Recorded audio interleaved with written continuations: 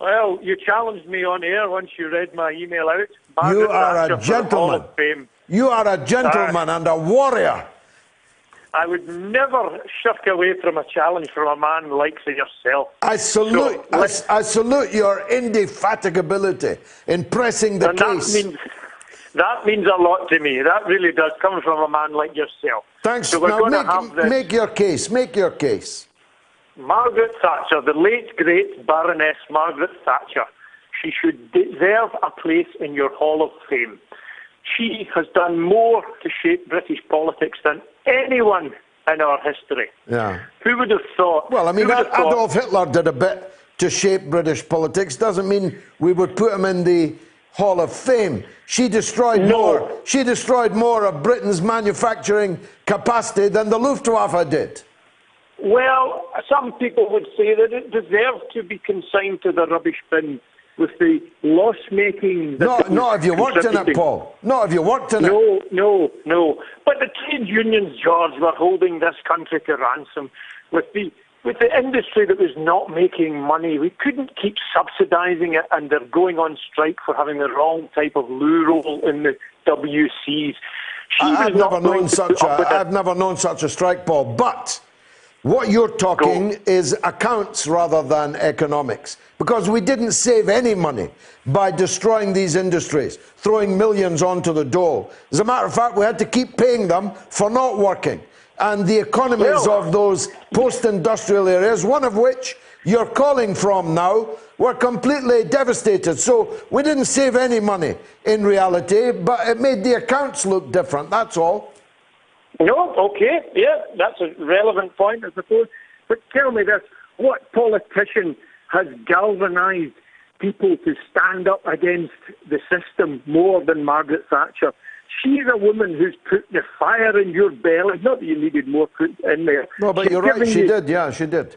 Yeah, she's done more to make people like yourself stand up for the common working people.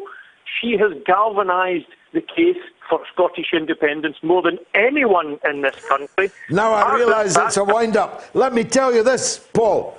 Yeah. I was at Hampden Park for the Scottish Cup final.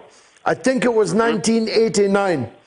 Between Celtic and the Dundee Labour Party, otherwise known as Dundee United. And the entire stadium held up red cards. Thatcher was up there in the stand for some bizarre reason. Somebody thought it was a good idea for her to present the Scottish Cup.